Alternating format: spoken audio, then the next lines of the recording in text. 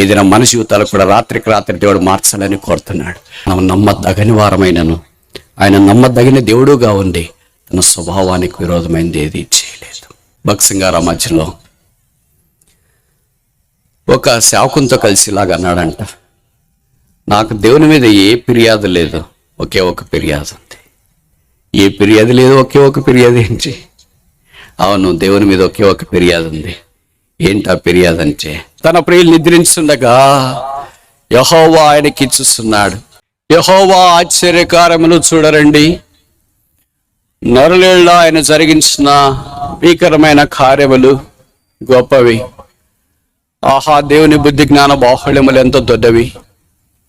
అనాది కాలం మొదలుకొని మానవ జాతి విషయమై ఆయన కలిగిన తలంపులన్నింటినీ కాలక్రమేణా నిర్ణయ కాలములో వాటిని నెరవేర్చుట కొరకై దేవుడు సమర్థుడు అనే వాక్యం ద్వారా, వ్యక్తిగత జీవితాల ద్వారా మనకు ప్రస్ఫుటంగా తెలియబడుచున్న సంగతి ఎరుగుదము. ఆది కాండంలో కనిపించే 5 రకాలైన వ్యక్తులు: ఆదాము, రెండో వ్యక్తి అబ్రహాము, మూడో వ్యక్తి ఇస్సాకు, నాలుగో వ్యక్తి యాకోబు, ఐదో వ్యక్తి యోసేపు. ఈ 5 మందిని దేవుడు 5 రకాలుగా వాడుకున్నాడు. 5గురిని ఆశీర్వదించినాడు.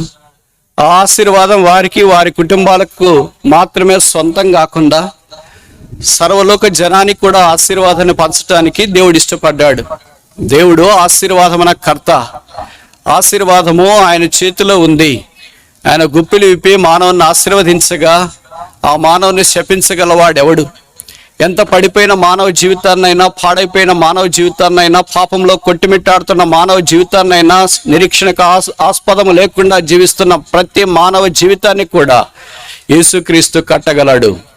యేసుకు సమస్తము సాధ్యము. మార్కు 7:37 చెప్పబడింది, ఆయన సమస్తమును బాగా చేసి ఉన్నాడు. మార్కు 10:27 చెప్పబడింది, దేవునికి సమస్తము సాధ్యము.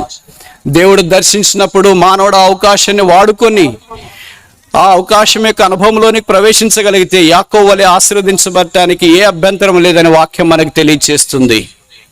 అదొక అందమైన రాత్రి, వెన్నెల కురిసిన రాత్రి, అద్భుతమైన రాత్రి, నిశిత రాత్రి, విస్తరించిన నక్షత్రాలు వెరుబూసిన రాత్రి, లోకమంతా నిద్రపోతున్న రాత్రి, సహాయం చేసే నాథుడు, కేకలు వినబడే నాథుడు, వేసే నాథుడు లేని రాత్రి. ఇజ్రాయేల్ దేశానికి అల్లంత దూరాన దాదాపు ఇది మిద్దమైన వాతావరణంలో ఉన్న నేలది. అప్పుడమే ఆ దినాన పులకించిపోతుందని ఎవరు ఊహించలేదనుకుంటా. అక్కడ బైబిల్ చరిత్రలో మోసగాడంటే మనిషినికి ఇట్టే గుర్తొచ్చే ఓ వ్యక్తి ఉన్నాడు. ఆయన పేరే యాకోబు. ఒక్కడయ్యాడు. రాత్రి పడుకోవటానికి దిండు అలవాటు ఉంది. రాత్రిని తీసుకున్నాడు, దిండుగా చేసుకున్నాడు, నిద్రలోకి జారిపోయాడు. ప్రభువుకు స్తోత్రాలు. దేవుడు మనుషులు నిద్రిస్తుండగా, వాక్యంలో రాయబడిన 127వ కీర్తన, తన ప్రియులు నిద్రించుండగా యెహోవా ఆయనకి ఇచ్చుస్తున్నాడు. ఇదొక గంభీరమైన వర్తమానం. ఆదాము నిద్రిస్తుంటే దేవుడు అవనిచ్చినాడు. అబ్రహాము నిద్రిస్తుంటే దేవుడు నిబంధన ఇచ్చినాడు. యాకోబు నిద్రిస్తుంటే దేవుడు నిచ్చెన అనుగ్రహించినాడు. పేతురు నిద్రిస్తుంటే దేవుడు చెరసాల సంఖ్యలు తెంచి బయటికి తీసుకొని వచ్చినాడు. అపోస్తులైన పౌలు నిద్రిస్తుంటే దేవుడు కరికరించి ఆధ్యాత్మికమైన సంచలనాన్ని క్రైస్తవ లోకంలోనికి తీసుకొని వచ్చినాడు. మనం అనుకుంటాం మనం నిద్రిస్తున్నాం, మనం ఏం పని చేయలేకపోతున్నాం, మన చేత కాదని. అయితే బైబిల్లో రాయబడింది, యెహోవానైనా నేను మార్పు లేని వాడని కనుక యాకోబు సంతతిని మీరు లయము కాలేదు. ఇదే బైబిల్లో చెప్పబడింది. యెహోవానైనా నేను మార్పు లేని వాడని కనుక యాకోబు సంతతిని మీరు లయము కాలేదు. యేసుక్రీస్తు నిన్న నేడు యుగాలు ఏకరీతిగా ఉన్న దేవుడు యాకోబు దేవుడు. ఈ దినాన యాకోబు లేకపోయినా, యాకోబు లాంటి మనలాంటి వారిని ఆశీర్వదించుట కొరకై బద్ధుడై, నిబద్ధత కలిగిన వాడై, విశ్వాసత కలిగిన వాడై మనల్ని రక్షించి పాపం నుండి విడిపించి పరలోక రాజ్యంలో ప్రవేశపెట్టుట దేవుని యొక్క అభీష్టము. ఆహా, దేవుని బుద్ధి జ్ఞాన బాహుళ్యములు ఎంత దొడ్డవి. యాకోబు దగ్గరికి ఆ రాత్రి దేవుడు వచ్చినాడు. మనుషులు రాలేదు. అమ్మగారు ఎక్కడున్నారో తెలియదు, నాన్నగారు ఎక్కడున్నారో తెలియదు, దాసులు ఎక్కడున్నారో తెలియదు, అన్న ఎక్కడున్నాడో తెలియదు, పరిచయస్తులు ఎక్కడున్నారో తెలియదు, ఆస్తి వైభవం ఎక్కడుందో తెలియదు. బహుశా ఈ దినాన్ని ఇక్కడ అనాదిగా వచ్చావేమో, తల్లిదండ్రులు లేరేమో, తోబుట్టులు లేరేమో, పరిచయమైన వారు లేరేమో, స్నేహితులు లేరేమో, ఒక్కడే మిగిలిపోయావేమో. బైబిల్లో రాయబడిన జాకోబ్ వాజ్ లెఫ్ట్ అలోన్. యాకోబు ఒక్కడే మిగిలిపోయాడు. ఆ ఒక్కడే మిగిలిపోయిన ఆ శుభరాత్రి, అందమైన రాత్రి, దేవుడు దర్శించడానికి ఇష్టపడిన రాత్రి. ఆహా, పరమందున దేవుడు, ఆకాశ మహాకాశాలు పట్టుజాల దేవుడు, ఎవడను సమీపింపరాని మహామహిమల అమరత్వం కలిగిన దేవుడు, శ్రీమంతుడు, అద్వితీయుడు, రాజులకు రాజు, ప్రభులకు ప్రభువు. ఓ మోసగాన్ని దర్శించుట కొరకే భూమి మీద రావటానికి ఇష్టపడ్డాడు. దైవమా, నీ దగ్గర దేవదూతలు లేరా? సింహాసనము లేదా? నిన్ను పొగడి పాడి హర్షించి ఆరాధన చేసేవారు లేరా? వారందరిని విడిచిపెట్టి ఓ మోసగాన్ని, పరుగులు తీస్తున్న వాడిని, ఒక్కడిగా మిగిలిపోయిన వాడిని దర్శించడానికి వచ్చావా? దైవమా, ఇది ఏమి ప్రేమ! ఇలాంటి ప్రేమ చూపే వాళ్ళ లోకంలో ఎవరైనా ఉన్నారు? బెల్లం చుట్టూ ఈగలన్నట్లు నువ్వంత బాగుంటే నీ దగ్గరికి వచ్చి నిన్ను పొగిడేవారు ఉంటారేమో, కానీ నువ్వు ఏకాకైతే కన్నీటి ప్రవాహంలో మునిగి తేలుతూ ఉంటే నిన్ను పట్టించుకునే వారు ఎవరుంటారు? అలాగే రాత్రిపూట నిద్ర పట్టకుండా పైన తిరిగే ఫ్యాన్ చూస్తూ దిండి మీద కన్నీళ్లు గారుస్తూ ఉంటే నీ దగ్గరకు వచ్చి నీ మీద చెయ్యేసి ధైర్యంగా ఉండు, నీ కన్నీళ్ళు నేను తుడుస్తానే వాళ్ళు ఎవరున్నారు? నీ దగ్గరకు వచ్చి నీకు సహాయం చేసేవారు ఎవరున్నారు? నీ గుండె కోతను తీర్చేవారు ఎవరున్నారు? నీ జీవితాన్ని బాగు చేసేవారు ఎవరున్నారు? బహుశా ఎవరు లేరని కృంగిపోయావా? కొంతమంది ఇక్కడ అనుకుంటుండొచ్చు, నా జీవితాన్ని నేను అంతం చేసుకోవాలనుకుంటున్నాను, ఇక నాకు బ్రతకాలని ఎంత మాత్రం లేదు. ఇలాంటి వారి కొరకే దైవ సందేశాన్ని మేము తెలియజేస్తున్నాం. అదే యేసు. యేసు ప్రభువు అన్నాడు యోహాను 5:24, నా మాట విన్నాను పంపిన వాని యందు విశ్వాసం ఉంచి ప్రతివాడు నశింపక నిత్య జీవము కలిగిన వాడు మరణంలో నుండి తీర్పులోనికి రాక జీవములోనికి దాటి ఉన్నాడు. నీవు మరణించాల్సిన పని లేదు, నీ కొరకు రక్షకుడు మరణించాడు. మనుషుడిగా నీవు చనిపోతే నీ ద్వారా, నీ మరణం ద్వారా ఎవరికి ఉపయోగం లేదు, కానీ దేవుడు మానవుడు ఈ భూమి మీదకి దిగి వచ్చి మనుషుని కొరకు చనిపోవటానికి ఇష్టపడ్డాడు. God changed the life of Jacob over night.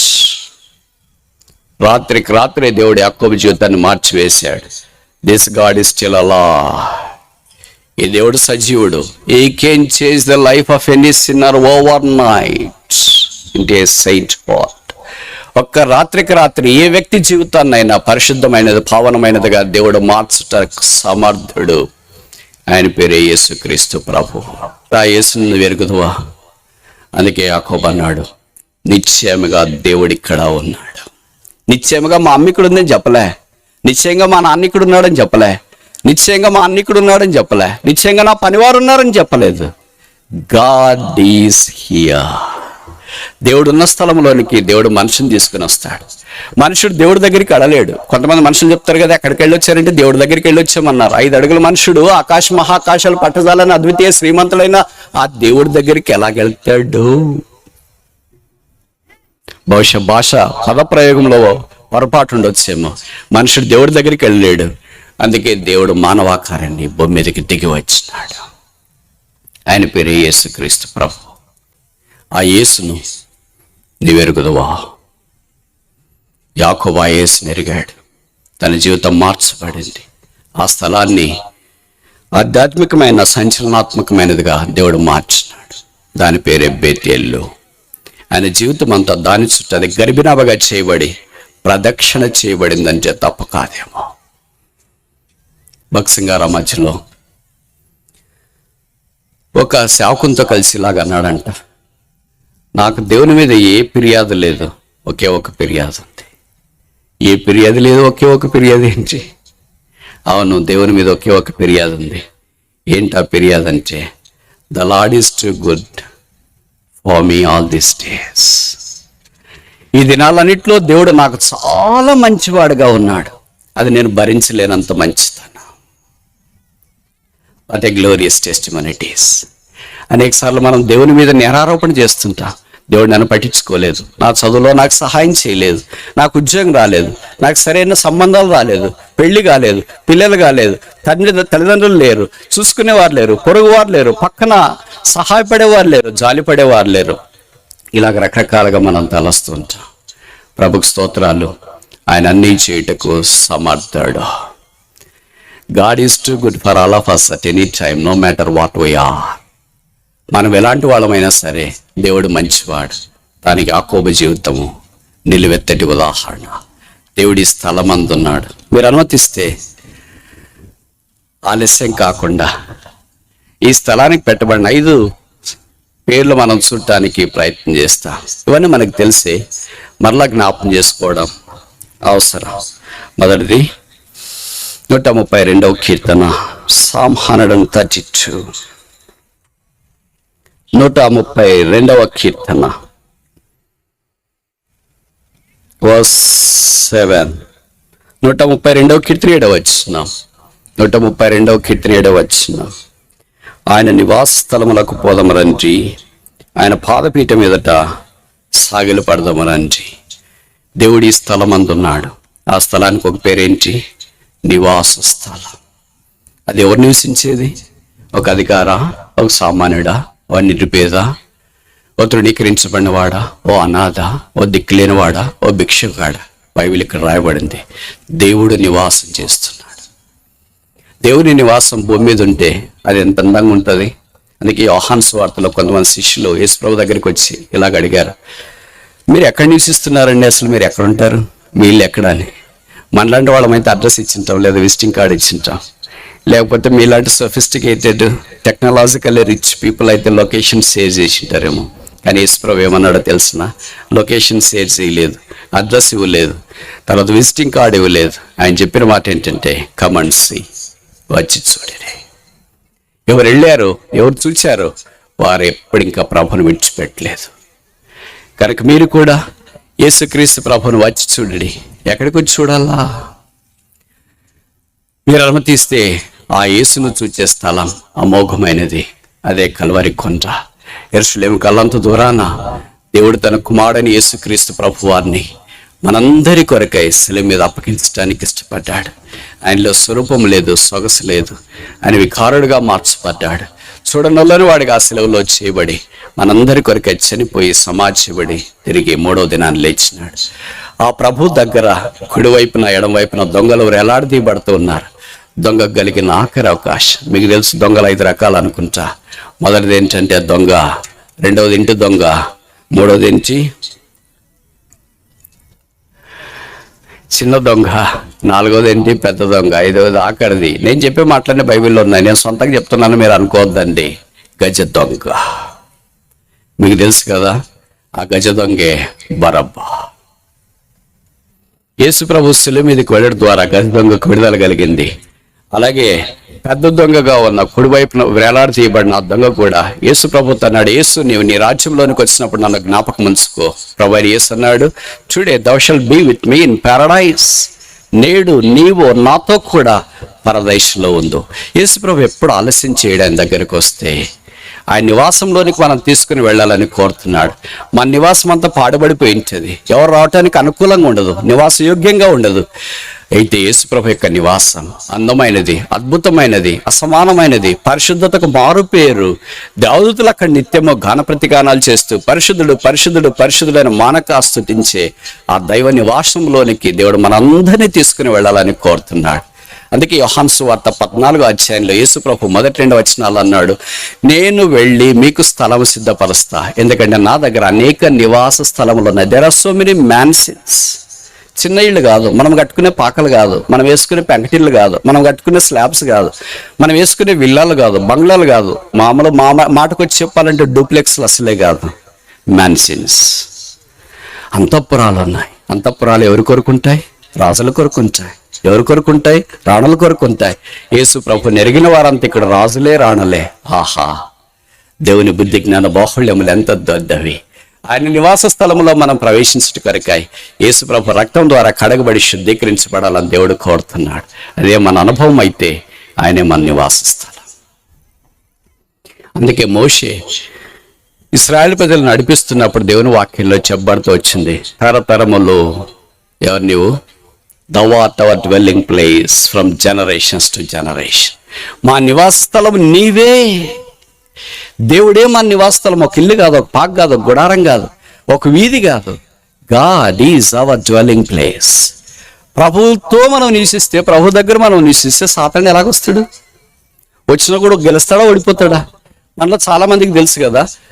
నేను మీకు అందరికీ ఖచ్చితంగా చెప్పాలని కోరుతున్నది ఏంటంటే, సాతాను గురించి మీలో చాలా చెడ్డ అభిప్రాయం ఉంటుంది. వాక్యాన్ని ఆధారం చేసుకుని నేను చెప్పడానికి ప్రయత్నం చేస్తాను. మొదటిది, సాతానికి మన పూర్వం తెలుసు, మన చరిత్ర తెలుసు. ఈ నోస్ అవర్ పాస్ట్. రెండవది, ఈ నోస్ అవర్ ప్రజెంట్. మన వర్తమాన కాలం కూడా తెలియదు. కానీ ఇది మీకు తెలియదు అనుకుంటా, ఈ Satan doesn't know our future. సాతానికి మన భవిష్యత్తు తెలియదు. మనమేమనుకుంటామంటే వాడికి అన్ని తెలుసు అనుకుంటా. అలా కాదు. తెలియదు అని మీరు ఎలాగ చెప్తారు బ్రదర్ అంటారేమో. బైబిల్లో ఈ కోకొల్లలు ఉదాహరణలు ఉన్నాయి. ఒక ఉదాహరణ చెప్పిన, యోబుది. సాతాను 3 సార్లు మనుషుని దగ్గరికి రావడానికి ప్రయత్నం చేసినాడు. మొదట ఆదాము దగ్గరికి వచ్చినాడు. అది చల్లపూట, అందమైన భవిష్య తోటలో విహరిస్తున్న ఓన్లీ కపుల్, ఏకైక దంపతుల దగ్గరికి సాతాను వచ్చినాడు. చాలా చక్కగా మాట్లాడినాడు. మీరు ఊహించండి, అప్పటిదాకా సాతాను సర్పం అంటే ఇట్లా నేల మీద బ్రాకేవాడు కాదు. మీరు ఊహించండి, 1 మీటరు 1.5 మీటర్ పైన ఉన్నాడు అనుకోండి. ఇలాగ నిలబడి వస్తే అబ్బాయి ఎంత స్లిమ్గా ఉన్నాడు, ఎంత స్మార్ట్గా ఉన్నాడు, ఎంత హైట్, ముందొక రకం రంగు వెనకొక రకంగా అనిపిస్తున్నాడు, ఎంత బాగున్నాడని వచ్చి హవ దగ్గరికి ప్రైజ్లాడక్క అంటే, ప్రైజ్లాడు బ్రదర్, బాగున్నారా, ఎలాగొచ్చేసారేంటి, అక్క బ్రదర్ ఎక్కడ ఉన్నా, బ్రదర్ అక్కడ ఉన్నాడు, వేరే పనులు చేసుకుంటున్నాడు, మీ దగ్గర ఒక మాట చెప్పుదామని వచ్చినాను. ఏంటి ఆ మాట? దేవుని గురించి మాట. అబ్బో, దేవుని గురించి కూడా చెప్పడానికి నువ్వు వచ్చేసావా? సాతానని తెలియదు కాబట్టి అందుకే అవి ఇలాగా సాతాను చెప్పిన మాట వినటానికి పూనుకుంది. ఇది నిజమా? Is it true?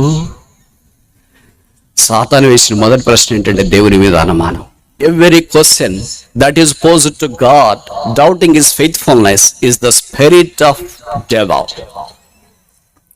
దేవుని యొక్క నమ్మకత్వాన్ని గురించి ప్రశ్నించడానికి మనుషుడు వేసే ప్రతి ప్రశ్న సాతాను ఆత్మ. Is it true? నువ్వు రక్షణ పొందినావు అనేది వాస్తవమేనా? బాప్తిసం తీసుకున్నావు అనేది వాస్తవమేనా? మందిరానికి పోయేది వాస్తవమేనా? నీవు పరలోక రాజ్యానికి వెళ్తావు అనేది వాస్తవమేనా? నిన్ను దేవుడు ఆశీర్వదిస్తాడు అనేది వాస్తవమేనా? ఇలాంటి ప్రశ్నల వర్షం నీ హృదయంతరంగంలో పదిలంగా మెదులుతూ ఉంటే, కురుస్తూ ఉంటే అర్థం ఏంటంటే అవన్నీ సాతాను యొక్క ఆలోచనలు. అయితే మొదటి మనుషుడు సాతాను యొక్క ప్రశ్నలకు ఓడిపోయాడు. ఒక్క ఆజ్ఞిస్తే ఒక ఆజ్ఞ కూడా నెరవేర్చలేని మనుషుడు ఒక మనుషుడేనండి? ఒకటే ఒక ఆజ్ఞ దేవుడు ఇచ్చినాడు, ఈ తోటలో చెట్టు ఫలాలన్నీ తినవచ్చు, కానీ తోట మధ్యలోని చెట్టు ఫలాన్ని మాత్రమే తినవద్దు. ఏది చేయకూడదు అనుకుంటామో, ఏది చేయొద్దని దేవుడు చెప్తాడో ఖచ్చితంగా దాన్ని చేయటానికి మనం అహర్నిశలో ప్రయత్నం చేస్తుంటాం. కొంతమంది ప్రార్థన కూడా చేస్తుంటారు. ఆదాము వాళ్ళు అలాగూ ఓడిపోయారు. ఇప్పుడు యోబు దగ్గరికి రావడానికి మనం ప్రయత్నం చేస్తాం. యోబు దగ్గరికి సాతాను నేరుగా రాలేదు. దేవుడే సాతాను యోబును మాట్లాడటానికి అనుమతించినాడు. ఇదే రివర్స్ చేసినాడు అనుకో. దేవుడే ఆదాము వాళ్ళ దగ్గరికి సాతాను పంపించింటే ఏమంటారు వాళ్ళు? దేవుడు పంపించకపోతేనే అంత ఫ్లాట్గా పడిపోతే 180 డిగ్రీలు, దేవుడు పంపిస్తే ఇంకో పాత పెట్టి పడి ఉంటారు అనుకుంటే వాళ్ళు. అందుకే దేవుడు యోబు దగ్గరికి పంపించినాడు, కానీ ఆదాము వాళ్ళ దగ్గరికి సాతాను పంపించలేదు. సాతాను ఇలా పిలిచాడు, సాతానా చెప్పండి ప్రభువా, అటు ఇటు తిరుగుతా ఉన్నాడు, చాలా బిజీ, మన మాదిరి ఏం పని లేకపోయినా కూడా. యథార్థవంతుడు భూమి మీద అతను అంటూ వాడు ఒక్కడూ లేడు, నా సేవకుడని యోబు. చూసావా? చూసానులేండి, అన్ని బాగా ఇచ్చేసారు. భార్య ఉంది, పిల్లలు ఉన్నారు, అందం ఉంది, ఆస్తి ఉంది, సంపద ఉంది, వైడూర్యం ఉంది, వజ్రవరయుడు రెమరకటమానిక నీళ్ళ కెంపులతో తులతోగుతున్న ఆరోగ్యవంతుడైన యోబు మిమ్మల్ని స్తుతించుకోండి. ఎలాగుంటాడండి? ఆయన వంటి వాడు భూమి మీద ఎవడనూ లేడు. నిజమా? నాకు ఒక్క ఛాన్స్, 1 ఛాన్స్. సరే దేవుడు సరే తీసుకున్నాడు. దేవుడు అందరి విషయం అలాగే చెప్పడం మీరు గుర్తుపెట్టుకోండి. మనందరికీ అలాగే చెప్తే ఇంకా ఇక్కడ ఎవడన్నా ఉంటారా? నేను అసలు ఉండను, మీరు ఎవడన్నా ఉంటారేమో తప్ప. సాతాను మన దగ్గర దేవుడు పిలిచి, వారి యథార్థవంతులు ఉత్తరప్రదేశ్లో లేరు, భారతదేశంలో లేరు అని అంటే సాతాను పక్క 32 పళ్ళు కనబడేటట్టు నవ్వుతాడు అనుకుంటా. వాళ్ళ సంగతి నాకు తెలియదు. ప్రతిరోజు వాళ్ళు నాకు ఫ్రెండ్స్ కలుసుకుంటున్నాం ఉదయం సాయంకాలం. కానీ యోబు విషయంలో అలాగ జరగలేదు. సాతాను యోబు దగ్గరికి వచ్చినాడు, యోబుతో మాట్లాడడం ఆరంభించినాడు. ఇప్పుడు సాతానునికి భవిష్యత్తు తెలియదని చెప్పడానికి ఇదంతా చెప్తున్నా. సాతాను ఏం చెప్పాడు దేవుడితో? నీవు యోబును మొత్తితే నీ ముఖం ఎదుటే తిడతాడు, చూసుకో. వాస్తవమా ఇది? ఒకవేళ సాతానికి యోబు యొక్క భవిష్యత్తు తెలిసింటే, అంటే యోబును సాతాను మొత్తిన తర్వాత యోబు తిరిగి ఆరోగ్యవంతుడై తిరిగి పిల్లల్ని కని 2 ఆశీర్వదించబడతాడు. ఆయన పేరట సవాల్. బైబిల్లో ఒక్క మనుషుని గురించి 42 అధ్యాయాలు ఉన్నాయి. This is the only person the holy spirit has taken to give a lion share of the portion in the holy writ. విశ్వాస వీరుడైన అబ్రహామును గురించి 42 అధ్యాయాలు లేవు. యాకోబును గురించి 42 అధ్యాయాలు బైబిల్లో లేవు. ఆదికాండంలో 5 మంది గొప్ప విశ్వాస వీరుల యొక్క చరిత్ర అంతా ఆదికాండంలో 50 అధ్యాయాలు ముగిసిపోయింది. కానీ ఒకే ఒక్కడు, వన్ మ్యాన్, ఒక్కడే 42 అధ్యాయాలు. ఒక సాతాన్ని జయించిన వాడికి 42 అధ్యాయాలు పరిశుద్ధాత్మ దేవుడు కేటాయించినాడు. ఇదే జరుగుతుందని సాతానికి తెలిసింటే, ఇదే బైబిల్లో రాయబడుతుందని తెలిసింటే, యోబు అనే పేరు చాలా మంది పెట్టుకుంటారని రాసింటే, యోబు కూతుర్లు పేర్లు కూడా చాలా మంది పెట్టుకుంటారని రాసింటే, ఇంత స్టోరీ సాతాన్ని క్రియేట్ చేసి ఉంటాడని మీరు అనుకుంటారా? అసంభవం. వాడికి దేవుడికి మహిమ రావడం ఇష్టం లేదు కదా, మనుషులు బాగుపడడం ఇష్టం లేదు కదా, మరి సాతాన్ని ఎలాగ చేస్తాడు? ఖచ్చితంగా చేసిండాడు. మనం చాలాసార్లు అనుకుంటాం సాతాను మన దగ్గరికి వస్తాడు, మనం వదలట్లేదేంటి, వెళ్ళట్లేదేంటి? అసలు వస్తే కదా వెళ్ళటానికి, ఎప్పుడు ఉండేది ఇక్కడే, ఇంకెలాగెళ్తాడు? కానీ జ్ఞాపకం ఉంచుకోనండి, ఇది దేవుని నివాసం, సాతాన్ నివాసం కాదు. వాడు కేవలం విజిటర్, అతిథి మాదిరి వస్తూ ఉంటాడు. వచ్చినప్పుడు యోబు వలె ప్రత్యుత్తరం ఇచ్చేవాడు ధనుడు. దేవుడు అలాంటి వ్యక్తిని ఆశీర్వదిస్తాడు. అందుకంటే యోబు అంటున్నావు, మానవుడు భూమి మీద ఎవరినో లేరని వాక్యంలో చెప్పబడుతూ వచ్చింది. నిశ్చయంగా యెహోవా ఈ స్థలం అందున్నాడు, సాతాను కాదు. ఏంటి ఆ స్థలం పేరు? నివాస స్థలం. మొదటిది. రెండవది 132వ కీర్తన, సామ్ 132, 132వ కీర్తన, 132వ కీర్తన 8వ వచనం. Sam 132 verse 8. యెహోవా లెమ్ము, నీ బలసూచకమైన మందసంతో కూడా రమ్ము, నీ విశ్రాంతి స్థలములో ప్రవేశించు. దేవుని మందిరానికి ఉన్న రెండో పేరంటే విశ్రాంతి స్థలం. ఎవరికి విశ్రాంతి? మత్తయి సువార్త 11:20-29 మనం చూస్తాం. ప్రయాసపడి భారం మోసుకుంటున్న సమస్త జనులారా నా దగ్గర రండి, నేను మీకు విశ్రాంతి. విశ్రాంతి ఒక స్థలం కాదు. Rest is not a place, rest is the person. విశ్రాంతి ఒక స్థలం కాదు, విశ్రాంతి ఒక వ్యక్తి. ఆయన పేరు యేసుక్రీస్తు ప్రభువు. ఆయన అన్నాడు, నా కాడి సులువు తేలిక, దాన్ని ఎత్తుకొనుడి, నా యొద్ద మీరు నేర్చుకునండి, లర్న్ ఆఫ్ మీ. యేసు ప్రభు యొద్ద నేర్చుకున్న వాళ్ళు ఎవరు ఫెయిల్ గారు?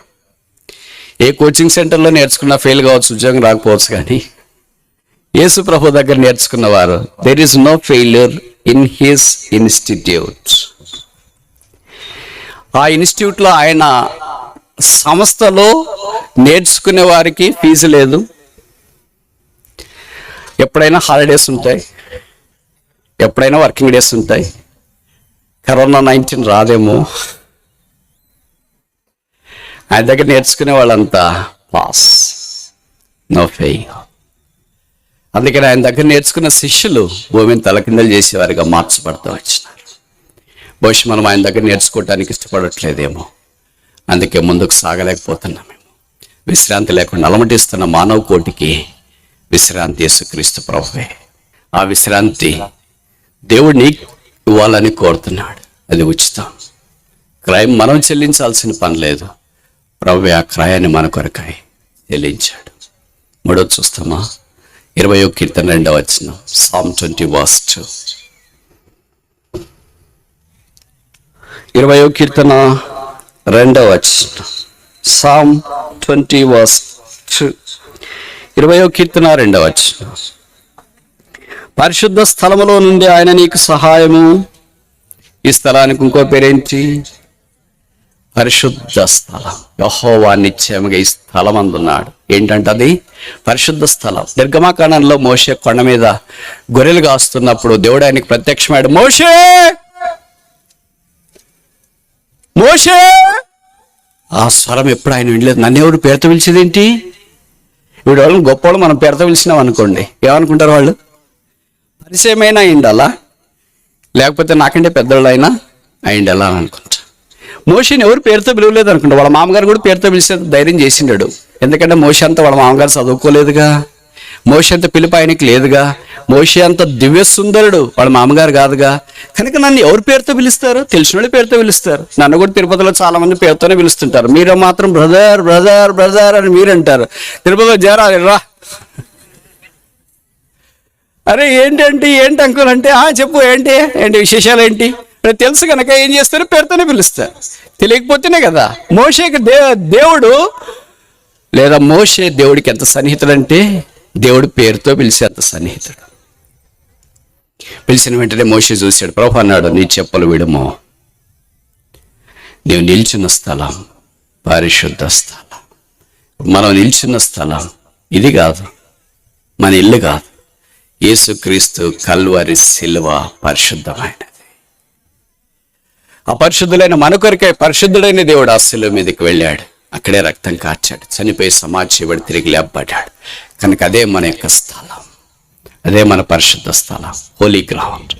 దేవుడు యెహోషువతో కూడా అన్నాడు, the place where thou standest is holy and loose your sandals. కనుక దేవుడు మన యుద్ధ నుండి కోరేది ఏంటంటే అది పరిశుద్ధ స్థలం అని. అక్కడి నుండి దేవుడు ఏం చేస్తాడంట? సహాయం చేస్తాడు. ఆయన పేరు ఎప్పుడు సహాయకుడు. ఆయన సహాయం చేయటానికి పరిమితమైన సమయం ఆయనకు ఉండదు. ఆయన కాలాతీతుడు. ఏ సమయంలోనైనా ఎప్పుడైనా ఆయన సహాయం చేయటానికి అందుబాటులో ఉంటాడు. ఎవరికైనా ఆయన సహాయం చేస్తాడు. ఆయన సహాయం చేయకుండా ఉండే వ్యక్తి అడిగితే భూమి మీద ఎవడు లేడు. అందుకే బైబిల్లో రాయబడి 121వ కీర్తనలో, కొండల తట్టు నా కన్నులు ఎత్తుచున్నాను, వెన్స్ కమెత్ మై హెల్ప్, నా సహాయం ఎక్కడి నుండి వచ్చును, భూమి ఆకాశం సృజించిన యెహోవా యొద్ద నుండి నాకు సహాయం కలుగును. My help cometh from God that created heaven and earth. ఆయన సృష్టికర్త, ఆయన లోకరక్షకుడు. సహాయం కొరకు అరలు జాపుతున్న మానవునికి సహాయం పంపించదు ఆ దేవుడే.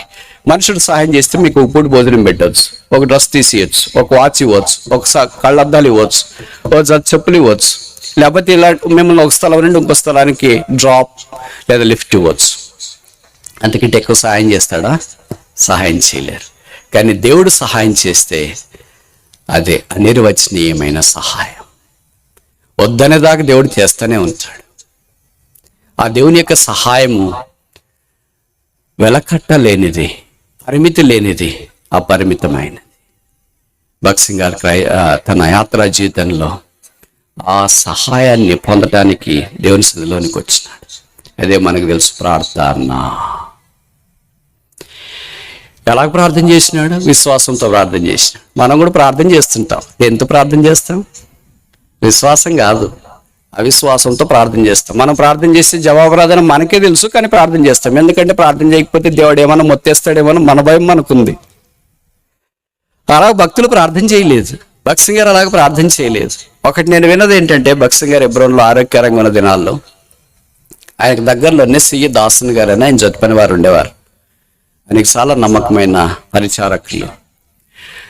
కొంతమంది ప్రార్థన చేయించుకోవటానికి ఆయా సందర్భాల్లో హెబ్రోన్కి వెళితే భగత్ సింగ్ గారిని కలవడం చాలా కష్టం కనుక అంత పెద్ద దైవజన్ని మనం డిస్టర్బ్ చేయడం ఎందుకు లేని దాసన్ గారితో ప్రార్థన చేయించుకునేవాళ్ళు. ఆయన లోపల గదిలో ఏదో పని మీద ఉంటే బయటంతా చాలా మంది వరుసలో నిలబడి ఉన్నారు, పెద్ద వరుస. భగత్ సింగ్ గారి రూమ్ దగ్గర మాత్రం ఎవరు లేరు. ఎందుకంటే ఆయనని మనం ఎందుకు డిస్టర్బ్ చేయాలని అనుకుంటా. ఏదో పని మీద భగత్ సింగ్ గారు తలుపు తీసుకుని బయటకు వచ్చాడు. పెద్ద క్యూ చూసినాడు. ఏంటి మీరు ఇక్కడ ఉన్నారు అని అంటే, ప్రార్థన చేయించుకోవటానికి వచ్చామా అన్నాడు. ఇప్పుడు ఏం జరుగుతుందని మీరు ఊహిస్తారు? ఎన్ని వైల్డ్ గ్యాస్. మనలాంటి వాళ్ళు ఏంటి ఏమంటారు, సరే ఇక్కడే ఉండండి, నేను బయటికి రానులే, ఇంకా ప్రార్థన మీరు అందరూ చేయించుకునేదాకా అంట. భగత్ సింగ్ గారు ఏమన్నారు తెలిసిన? Don't brother disturb brother Dasan, come to me, I will pray for you. Bumper offer. వెతకంత దొరికినట్లు అయిపోయింది. దాసన్ గారిని అభ్యంతరం పెట్టొద్దండి, ఆయన ఏదో పని మీద ఉంటాడు, నేను మీ కొరకు ప్రార్థన చేస్తానండి అని అంటే అసలు సంఖలో బిడ్డ తిరిగినట్లు, మనకు వాళ్ళ దగ్గర మనం వెతకాల్సింది దొరికినట్లుగా అనిపిస్తుంది. అందరు క్యూ కట్టేశారు. తర్వాత బ్రదర్ మా ప్రార్థన మనవిది అని పేపర్లో రాసి ఆయనకి ఇచ్చేసారు. ఆయన అందరి కొరకు ప్రార్థన చేసి పంపించేశాడు. ఆ ప్రార్థన మన వాళ్ళని తీసుకొని భోజన సమయంకి వెళ్ళినప్పుడు భగత్ సింగ్ గారితో పాటు కొంతమంది చదువుకున్నారు, సీనియర్స్ గార్డ్ సర్వెంట్స్ కూర్చునేవాళ్ళు కదా, దాంట్లో దాసన్ గారు కూడా కూర్చున్నారు. అప్పుడు దాసన్ గారికి చెప్పారంట, చాలా మంది మీ దగ్గర ప్రార్థన చేయించుకోవడానికి వచ్చారు, మీరు ఏదో పనిలో ఉన్నారని నేనే వాళ్ళని పిలిచి ప్రార్థన చేసినాను, ఏమనుకోవద్దు అని. ఇట్లా ఎవడని చెప్తారా? This is the humility of the divine servant of the lord. చెప్పడం మాత్రమే కాక, ప్రజలు ఏదైతే ప్రార్థన మనవులు ఇచ్చాడో అవన్నీ ట్యాగ్ చేసి, ఇదిగో ప్రజలు మీకు ఇవ్వమని ప్రార్థన మనవులు ఇచ్చినారు, వాళ్ళ కొరకు మీరు ప్రార్థన చేయండి. అది ఇది క్రీస్తు కలిగిన మనస్సు. మనకి ఇలాంటి మనసులు ఏమైనా ఉన్నాయా? ఇలాగ మనం ఏమైనా పరిచయంలో పాలు పొందుతూ ఉన్నామా? మీకు తెలుసు కదా, ఆయన 100 సార్లు బైబిల్ చదివాడంట. మీరు ఊహించండి, ఆయన రక్షణ పొందింది 1930 తర్వాత అనుకుంటా. సేవకు అంటే జోషమ్మ చెన్నైకి వచ్చింది జూలై 12, 1941. అప్పటి నుండి దాదాపు ఆయన ఆరోగ్యంగా అంటే చేతులు బైబిల్ పట్టుకునే దశ, బైబిల్ చూసే దశ దాకా దాదాపు 40 ఏళ్ళు. సాధారణంగా చరిత్ర కూడా మనకు అదే చెప్తుంది. 40 ఏళ్లే వాళ్ళు ప్రభు కొరకు బాగా బలంగా ఉంటారు. మోషే 40 ఏళ్లే, దావీదు 40 ఏళ్లే, సొలొమోన్ 40 ఏళ్లే పరిపాలన చేసింది. భగత్ సింగ్ గారికి కూడా దాదాపు 40 ఏళ్లుగా నిర్విరామంగా ప్రార్థన చేసిన. ఇప్పుడు నేను అడుగుతా ఒక మాట, ప్రశ్న. 40 ఏళ్లలో 100 సార్లు బైబిల్ చదివితే సంవత్సరానికి ఎన్నిసార్లు అయిపోయింది అలా? కనీసం 2-2.5 సార్లు అయిపోయింది అలా. మనకు 40 ఏళ్లలో ఒకసారి కూడా అయిపోదు. 23వ కీర్తన స్టార్టింగ్ ఎండింగ్ అదే.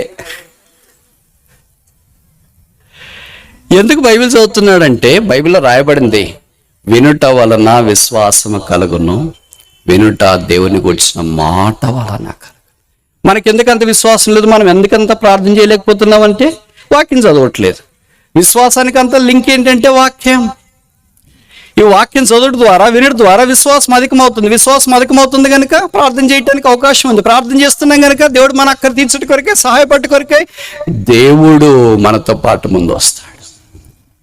అలా ప్రార్థన చేశాడు కనుక కొంతమంది అంటారు, ఆయన దైవ సాన్నిధ్యాన్ని అనుభవించినట్లు బహుశా చాలా తక్కువ మంది అనుభవించినారేమో అని. డానియల్ స్మిత్, వీళ్ళు చాలా మందికి తెలియదు అనుకుంటా ఆయన గురించి. మాన్సూన్ డే బ్రేక్ అని ఒక పుస్తకం రాశాడు. అంటే భగత్ సింగ్ గారు ఆరంభ దినాల్లో జోషమ్మలో పరిచయం ఎలాగో ఆరంభించినాడో, డానియల్ స్మిత్ అని ఆయన ఫారినర్, తెల్లదొర. మీరు ఊహిస్తారా తెల్లదొరలు భారతీయుల గురించి పుస్తకాలు రాస్తారని? మనం రాసుకోవాల్సిందే వాళ్ళని గురించి, కానీ మనల్ని గురించి రాసుకోరు. వాళ్ళు ఎప్పుడు ఒప్పుకోరు, మెచ్చుకోరు. అంత ఇష్టం ఉండదు. అంత బాగున్నా కూడా it's okay, all right, we'll look in to it some time later అని అలాగ తప్పించుకొని వెళ్ళిపోతారు. కానీ భగత్ సింగ్ గారి పరిచయం గురించి ఆయన రాస్తూ ఇలాగన్నాడు ఒక మాట. ఏమన్నాడంటే, he has taken the life of the faith to the higher realms. Only rare people can go and see that realms of the faith. విశ్వాసం అనే వలయాన్ని అంతరిక్షం దాకా ఆయన తీసుకుని వెళ్ళాడు. అర్హమైన ప్రజలు మాత్రమే ఆ విశ్వాసం యొక్క అంతరిక్షంలోనికి వెళ్ళి విశ్వాసాన్ని చూడగలరు అని. దయమా, what a depth of the faith is. మనకు ఆవగించేంత విశ్వాసం కూడా లేదు కనుక బహుశా మన ప్రార్థనలు ఆలకించబడట్లేదేమో. అయితే ప్రభుకు స్తోత్రాలు. ఆయన పేరు 65వ కీర్తన 2వ వచనం ప్రకారం ప్రార్థన ఆలకించువాడు కనుక సర్వశరీరంలో ఆయన దగ్గరికి రావడానికి అవకాశం ఉంది. ప్రార్థన చేసి దేవుడు స్వభావిస్తాడు. ఆయన మనల్ని వాడుకోవటానికి ఇష్టపడతాడు. పరిచర్లో ఆయన వాడుకోగలడు. మీకు తెలుసు కదా, భగత్ సింగ్ గారు కాన్వకేషన్ జరిగిన దినాల్లో ఎంత బలమైన ప్రార్థనలు జరిగించినాడు. అసలు ఊహకు మించని విధానంలో దేవుడు ఆయన ద్వారా కార్యం జరిగిస్తూ వచ్చినాడు. అందుకే ఆ దయచేయండు. ఒకసారి బయట కూర్చుని ఉన్నప్పుడు ఇంకొక సేవకుడు వచ్చాడంట. బ్రదర్, మీరు బయట కూర్చున్నారు కదా, ఒక 10 నిమిషాలు బయట కూర్చుంటే నాకు ఒక చిన్న హెల్ప్ చేయాలన్నాడు. ఏంటి సహాయం చేయాలంటే, నేను మీ రూమ్లోకి వెళ్ళి మీ రూమ్ అంతా శుభ్రం చేస్తా, ఊడ్చేసి బాగా శుభ్రం చేసేసి వస్తా. ఓకే బ్రదర్ అన్నాడట. ఆయన లోపలికి వెళ్ళి రూమ్ అంతా ఊడ్చి చక్కగా బెడ్షీట్ అన్ని పరిచేసి బయటకు వచ్చిన తర్వాత భగత్ సింగ్ గారు అన్నాడంట, I cannot do the work you do and you cannot do the work I do. మీరు చేసే పని నేను చేయలేను, నేను చేసే పని నువ్వు చేయలేవు. But we're doing the work of the lord collectively. కలిసి మనం పని చేస్తున్నాం. అప్పుడు చెప్పిన క్యాప్షన్ మాట ఏంటంటే, for all of us no matter whether I can do your work or not, you can do my work or not, somebody can do the somebody's work or not, but the reward in heaven is same for faithful minister. What a quotation it is. మనం ఏ పరిచయం చేసినా, ఇక్కడ వాక్యం చెప్పినా, పాటలు పాడినా, తర్వాత ఆ వంటకి పరిచర్లో పాలు పొందుతున్నా, ఏ పరిచర్య చేసినా నమ్మకంగా పరిచర్య చేస్తే పరలోక రాజ్యంలో నమ్మకమైన వారందరికీ సమానమైన బహుమానం. అపనమ్మకంగా పరిచర్య చేస్తే భవిష్యత్ మనకి ఎవరికి బహుమానం లేదు. పరిశుద్ధ స్థలంలో నుండి దేవుడు సహాయం చేయటానికి, నమ్మకమైన పరిచర్య చేయటానికి ఇష్టమైన. ఇంతకాలం భవిష్యత్ నమ్మకంగా పరిచర్య చేయలేకపోయాం, దేవుడు వాడుకోవాలని కోరుతున్నాడు. దేవుడు ఒక సామాన్యమైన స్థానంలో నుండి అసమానమైన స్థానంలోనికి తీసుకుని రావటానికి సమర్థుడు. దేవుడు సహాయం చేస్తే సహాయం తీసివేయటానికి ఎవరినూ లేరు. ఇప్పుడు యాకోబు రాత్రి బేతేల్ దగ్గర ఉన్నాడు. He was helpless, he was hopeless, he was penniless, he was parentless, he was companyless. ఆయనకి సహాయం చేసేవారు లేరు, పరిచారకులు లేరు, ఆదుకునేవారు లేరు, తల్లిదండ్రులు లేరు, డబ్బులు లేవు, చిల్లి గవ్వ కూడా లేదని ఎవడైనా సహాయం చేస్తాడని మనం అనుకుంటామా? మన ఆలోచనలన్నిటికీ భిన్నంగా దేవుడు సహాయకుడికి వచ్చినాడు. అందుకే ఇక్కడ రాసిన 20వ కీర్తన మీరు చదివారు లేదు? మొదటి వచనంలో, యాకోబు దేవుని నామము నిన్ను ఉద్ధరించునుగాక, the name of the God of Jacob shall defend thee.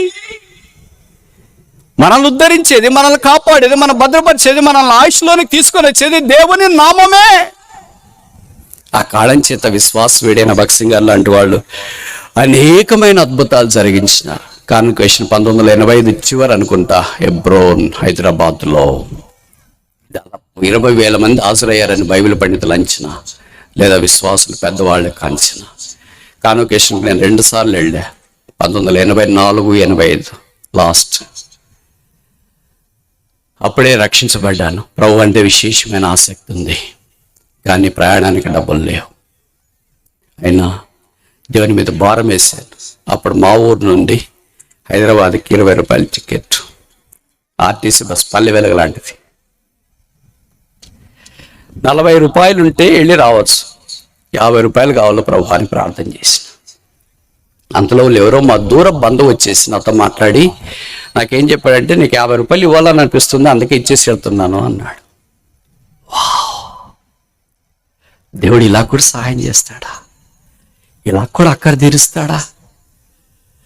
నేను అసలు కాన్వకేషన్కి వెళ్ళటానికి ఛార్జీకే డబ్బులు లేవు అనుకుంటే 50 రూపాయలు దొరకడం ఎంత కష్టం మీకు తెలుసు కదా. ఇప్పుడన్నా అయితే కూలి ఉంది, ఆ దినాల్లో కూలి కూడా చాలా తక్కువ కనుక ఎన్నో రోజులు ప్రయాసపడితేనే కానీ దొరకదేమో. మరి 50 రూపాయలు ఖర్చు పెట్టుకొని కాన్వకేషన్కి పోతే ఏం లాభం? సైతాన్ చెప్తాడు కదా ఇట్లాంటి శాడిస్ట్ ఆలోచనలు. ఆ ఆలోచనలు పెడిచేవని పెట్టి కాన్వకేషన్కి వెళ్ళాను. ఇప్పుడు మీ మాదిరి సూట్ కేసులు, బ్యాక్ ప్యాక్లు నాకు లేవు. బాటా చెప్పులు కొనుక్కుంటే కవర్ ఇస్తారు, ప్లాస్టిక్ కవర్ తెలుసుగా.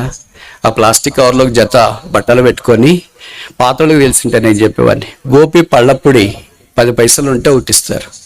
దాన్ని తీసుకొని 500 ఒకటేనే ఒక సబ్బు ఉంటుంది, బట్టల సబ్బు ఇప్పుడు లేవు అనుకుంటా.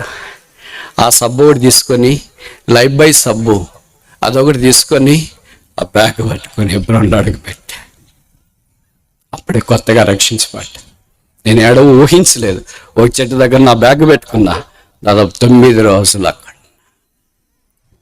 నేను ఏనాడు తలంచలేదు ఇలాగ మీ దగ్గర పరిచయం చేస్తానని, ఏనాడు తలంచలేదు హెబ్రోన్లో పరిచయం చేస్తానని, ఏనాడు తలంచలేదు ప్రభు నన్ను వాడుకుంటాడని. 1000 మంది వచ్చినారు కదా, వాళ్ళలో నేను కూడా ఒకడిని అనుకొని వెళ్ళి ఆ చెట్టు దగ్గర కూర్చున్నా. వాళ్ళు ఏం వాక్యం చెప్తున్నారో తెలియదు. భక్సింగ్ గారు కూడా స్టేజ్ మీద కూర్చుని ఉన్నాడు. పెద్ద పెద్ద దైవజనులు వాక్యం చెప్తున్నారు. అప్పుడే రక్షించబడితే ఏమర్థమైద్ది? అందులో 3 భాషలు చెప్తారు. ఇప్పుడు మేము అది ఒక భాష చెప్తే మీకు ఏమన్నా అర్థమైద్ది? 3 భాషలు చెప్తే ఇంగ్లీష్ చెప్తారు, దాన్ని తెలుగు చెప్తారు, హిందీ చెప్తారు. అర్థమైంది కూడా ఎగిరిపోతుంది గాలికి. 3 భాషలు ఎలాగ అర్థమైద్ది? ఇంకా తప్పదు మరి, 3 భాషలు చెప్పాల్సిందే. రకరకాల మనుషులు భారతదేశం నుండి నలుమూల నుండి వచ్చేవారు. అలాంటి సందర్భంలో నేను ఏనాడో ఊహించలేదు, కానీ దేవుడు నాకు సహాయం చేశాడు.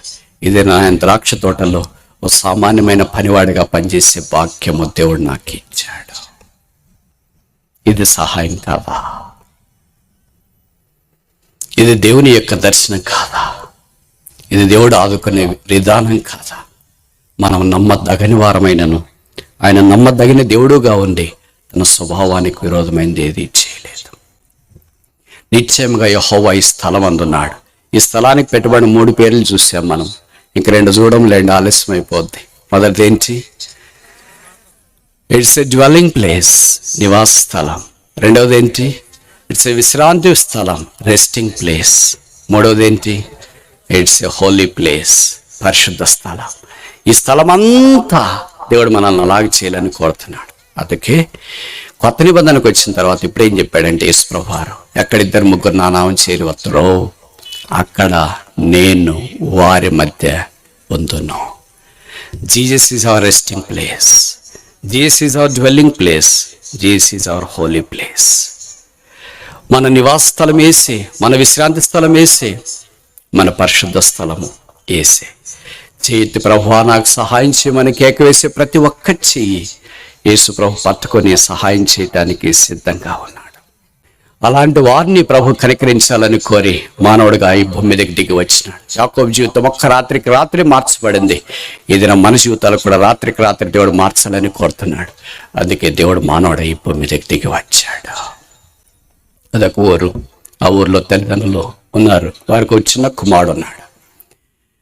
కొంతకాలం అయిపోయిన తర్వాత ఆ కుమారుడు చదువుకొని పెద్దవాడయ్యాడు. భవిష్యత్ బీటెక్ అనుకో, చాలామంది బీటెక్సే కదా. బీటెక్ చదివిన తర్వాత ఇలాగ సెలవుల్లో ఖాళీగా ఉంటే ఒక ఆలోచన వచ్చింది. డాడీ, నాకు ఒక ఆలోచన వచ్చింది, మన ఇంట్లో ఎలుకలు చాలా ఉన్నాయి కనుక వీటిని చంపాలనుకుంటున్నాను, ఏం చేయమంటారు అని. ఇంట్లో నువ్వే ఆలోచన చేసుకో అన్నాడు. ఏం లేదు డాడీ, మన ఊర్లో సంత ఉంది కదా, సంతకి వెళ్ళి ఎలకల బోన్ తీసుకొని వస్తాను అన్నాడు. ఎలకల బోన్ తీసుకుని వచ్చినాడు. దానికి బజ్జీ లాంటి ఎరగిర పెట్టేశాడు. ఎలకలు ఎక్కడెక్కడ రంధ్రాలు ఉన్నాయి అక్కడంతా బోన్ పెట్టేసి ఎలకలు పడతాయి. నీకు చిన్నపిల్లవాడు కదా అంటే కొద్దిగా యాంగ్జైటీ ఉంటుంది. అట్లాంటివంటి అలవాట్లు అంటే చాలా ఇష్టంగా ఉంటుంది కొంతమందికి. అలాగే దూరం నుండి చూస్తున్నాడు, ఒక ఎలకన పడుతుంది అని. మీకు తెలుసు కదా ఎలకలు మనకంటే తెలివైనవి. మన ఇంట్లోకి పిల్లి వచ్చిందని మనకు తెలియదు. ఒక్క ఎలక అంతదాకా కనపడే ఎలకలన్నీ పరారు. అప్పుడు తెలుస్తుంది మనకేంటి ఎలకలు కనిపించట్లేదంటే పిల్లి మ్యావ్. ఓ పిల్లి వచ్చిందా, అందుకని ఎలకలు కనిపించట్లేదు ఏంటి? అందుకనే మన మీద ప్రయోగించే ఏ ప్రతి మందైనా, మాత్ర అయినా, ఇంజెక్షన్ అయినా, COVID-19 వేసే వ్యాక్సిన్ అయినా మొదట దేని మీద వేస్తారు? ఎలకల మీద వేస్తారు. అవే మనకు ఆపద్బాంధవులు. కనుక ఎలకలు పరాలవి ఒక్కడు కూడా రాలేదు అక్కడ బోన్ దగ్గరికి. అరే రావట్లేదు ఏంటి, వీడికి సరదా అంతా పోయింది. అరే రావట్లేదు అని అన్నాడు. రెండో రోజు వాళ్ళ నాన్నగారి దగ్గరికి వెళ్ళాడు. డాడీ ఫోన్ అదేంటి బోరు తీసుకొని వచ్చి పెట్టాను, ఎరగొడు పెట్టేసింది, దాంట్లో బజ్జీ లాంటిది, ఒక్క ఎలక కూడా రావట్లేదు డాడీ అన్నాడు. ఏంట్రా ఇంకా వదిలేదు, దాని గురించి ఎందుకు ఆలోచిస్తా? లేదు డాడీ వదిలేసేది లేదు, ఎలకలన్నీ లోపలికి వచ్చేస్తున్నాయి, పుస్తకాలన్నీ కొట్టేస్తున్నాయి, డబ్బులు కూడా కొట్టేస్తాయేమో, భయవేస్తుంది. అటు ఇటు మూతి పెట్టేస్తే మళ్ళీ మనం తినే అన్నంలోను, భోజనంలోను, పానంలోను కష్టమైపోద్ది కదా, ఎలాగైనా వాటిని చంపేలా అన్నాడు. మరి నీ ఇష్టంలో ఏమైనా చేసుకున్నాడు. వచ్చేసంత రానే వచ్చింది. ఇప్పుడు బోను కాదు, ఎలకలు మందు తెచ్చినాడు. ఎలకలు మందు తెచ్చి ఎలకలు రంధ్రాలు ఎక్కడ ఉన్నాయి ఇంట్లోనా అక్కడంతా మందు పెట్టినాడు. ఖచ్చితంగా దెబ్బకి సెట్ అయిపోతాయి ఇప్పుడు ఎలకలన్నీ అనుకున్నాడు. దూరం నుండి ఇలాగ చూస్తున్నాడు.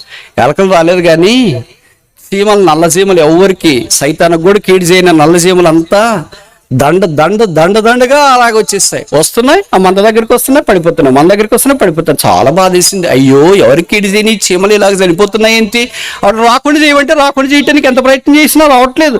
నీళ్లు పోస్తున్నాడు, కింద నీళ్ళు పోస్తే పై నీళ్ళు వస్తున్నాయి, పై నీళ్ళు పోస్తుంటే పక్క నీళ్ళు వస్తున్నాయి. ఎక్కడైనా నీళ్ళు పోయి వదిలేసి అవేంటో కానీ పాపం పోయి పరగలు తీస్తున్నట్లు, గొర్రెలన్నీ వదశాలకు వెళ్తున్నట్లు, మనుషులంతా పాపం దగ్గరికి పరుగులు తీస్తున్నట్లు చీమలన్నీ చావు దగ్గరికి వస్తున్నాయి రాసి పెట్టినట్లు. చాలా బాధేసింది. ఇప్పుడు వాళ్ళ డాడీని అడిగాడు, నాన్న ఈ చీమలన్నీ సరిపోకుండా ఉండాలంటే ఏం చేయాలా? కేకలేస్తున్నాడు, చీమల ఇటు రావద్దు, ఎలకల మంది పెట్టేస్తే మీరు చూస్తారు, రావద్దు. వాడికి అర్థమైతే కదా. వాళ్ళ నాన్నగారు చెప్పారు, రే చీమలు రాకుండా ఉండాలంటే ఒకటే మార్గం, నువ్వు కూడా చీమల దగ్గరికి వెళ్ళి మీరు ఆ దారిలో వెళ్ళొద్దని చెప్తే తప్ప చీమలు మానుకోవా. మన దుస్థితి ఇదే. సాతాను మనకు పాపం అనే బోను పెట్టేసి, అపవిత్రమనే బోను పెట్టేసి, ఇదిగో ఇక్కడికి రండి అని పిలకమునిపే చీమల దండు పోయినట్లు పోయినాం పాపంలోనికి, గొర్రెల మందు పోయినట్లు పోయినాం పాపంలోనికి, మేకల సంచులు పోయినట్టు పోయినాం పాపంలోనికి. కేకలేస్తున్నారు, ఎవరు విడిపిస్తారు వీరిని? ఎవరు బాగు చేస్తారు? ఎవరు ఆపుతారు? పరలోకంలో కేకలేస్తున్న యేసుప్రభువు అన్నాడు, here I am, send me. నేను ఎక్కడున్నా, నన్ను పంపించండి. గలతీ 4:4 ప్రకారం కాలం సంపూర్ణమైనప్పుడు దేవుడు మానవుడిగా ఈ భూమి మీదకి దిగి వచ్చినాడు. 6000 సంవత్సరాల మానవ చరిత్రలో పాప సహితుడైన మనుషుడు, పాపరహితుడైన మనుషుని భూమి మీదకి తీసుకొని వచ్చినారు. ఇది నా మాట కాదు, యోబు గ్రంథంలోని మాట. మనుషులు అందరం పాప సహితులనే తెస్తాడు, కానీ పాప సహితుడు పాపరహితుడిని తీసుకురాలేడు. ఒకే ఒక్క దేవుడు భూమి మీద మానవుడిగా ఉద్భవించినాడు, పేదనాడుగా జన్మించినాడు, పేదవాడుగానే జీవించినాడు. మనుషులందరి కొరకే శిలువ మీదకి వెళ్ళడానికి ఇష్టపడ్డాడు. శిలువలో వేలాడదీయబడ్డాడు. ఆయన తల మీద ముళ్ళ కిరీటం, ముఖం మీద ఉమ్మి, చేతుల్లో మేకలు, దేహమంతా కూడా దెబ్బలు. రోమా సైనికులు కాడుగట్టిన వారే 1.5 మీటర్ పొడవగలిగిన కోళ్ళని తీసుకొని ఒక్కసారిగా చల్ చల్ చల్ అని బాతుంటే పొలాన్ని కాదు, పశువుని కాదు, ఎద్దుని కాదు. నేను కొన్ని విషయాలు మీకు చెప్పనా. మీరు ఎవరైనా కొంతమంది రైతులు ఉంటారనుకోండి, మీ ఇంట్లోకి ఎద్దు ఉందనుకోండి, ఎన్నిసార్లు కొట్టారు దాన్ని? పొలం పనికి తీసుకెళ్తారు, ఎన్నిసార్లు కొట్టారు దాన్ని? మీ ఇంట్లోకి బర్రె ఉంది, పాలిస్తుంది, ఎన్నిసార్లు కొట్టారు దాన్ని? మీ ఇంట్లో పెట్ అనిమల్ ఉంది, ఒక కుక్క. కుక్క అంటే మీకు కోపం వస్తుంది. పెట్ అనిమల్ ఉంది, దాన్ని ఎన్నిసార్లు కొట్టారు? 39 సార్లు. ఎవరైనా కొట్టినోళ్ళు ఉంటే చేయొద్దండి. మీ పిల్లల్ని ఎన్నిసార్లు కొట్టారు? 39 సార్లు కొట్టినోళ్ళు ఎవరైనా ఉంటే చేయొద్దండి. ఒక పశువును 39 సార్లు కొట్టలేవే. పొలానికి ఒక ఎద్దుని తీసుకెళ్తుంటే ఎద్దు అటు పక్కన పోతుంటే ఒకసారి ఇట్లాంటి ఎవరైనా చూసి, దాన్ని ఎందుకు కొడతారా? నువ్వు బాగుంటే అది బాగుంటుంది, నువ్వు బాగాలేవు కనుక అది సరిగలేదు, దాన్ని కొట్టద్దు. మూగ జీవన కొడతావేంటి అని గ్రామంలో మనల్ని గద్దిస్తారు.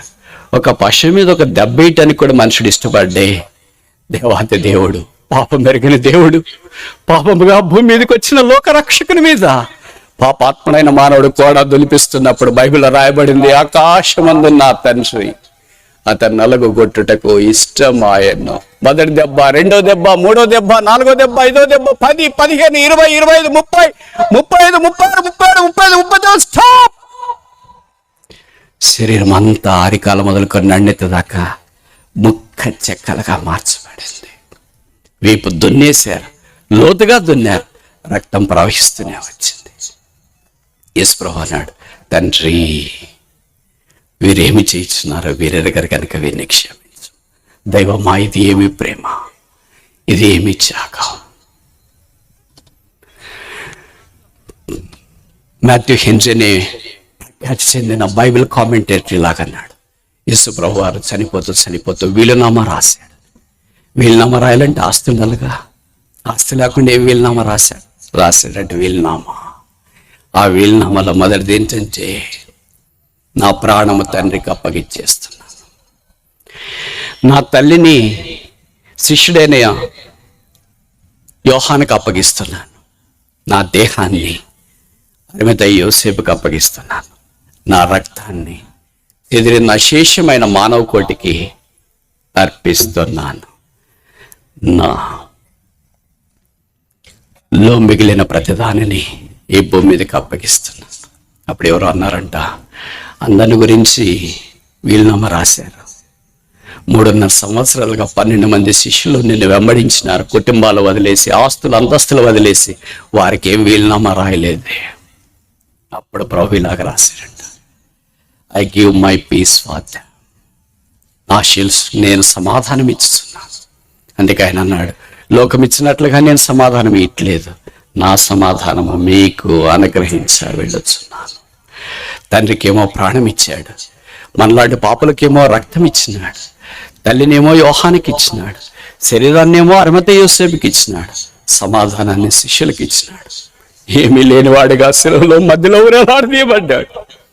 పైనుండి తండ్రి చూచినాడు, చేయి విడిచిపెట్టాడు. బైబిల్లో రాయబడుతుంది, నా దేవా నన్నెందుకు చేయి విడిచితివే. ఇది అసమానమైన దృశ్యం. సూర్యుడి కళ్ళు మూసుకున్నాడు, బాధ చూడలేక 3 గంటలు. భూమి కంపించింది, సమాధంలో వాళ్ళు లేచి వచ్చినారు. భూమి ఆకాశం తలకిందులైనట్లుంది. ఒక్కసారిగా యేసు ప్రభు మనుషులందరి కొరికి ఆ బలిదానాన్ని చేసి ముగించాడు. కొంతమంది అంటారు, 3 మేకలు పీక్కోలేనోడు దేవుడు ఎలాగైతేట్రా? 3 మేకలు పీక్కునేవాడు మనుష్యుడు, 3 మేకలు కొట్టించుకునేవాడు దేవుడు. ముళ్ళ కిరీటం తీసేసుకోలేని వాడు దేవుడు ఎలాగైతారా?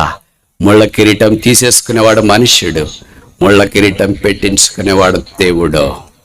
ఉమ్మి వేసిన వాడిని శపించేవాడు, శపించలేకపోతే వాడేం దేవుడు? ఉమ్మి వేసిన వాడిని శపించేవాడు మనుష్యుడు, ఉమ్మి వేయించుకుంటే వేసుకోవటానికి ఇష్టపడేవాడు దేవుడు. మేకులు కొడుతుంటే తీసుకోలేని వాడు ఏమి దేవుడు?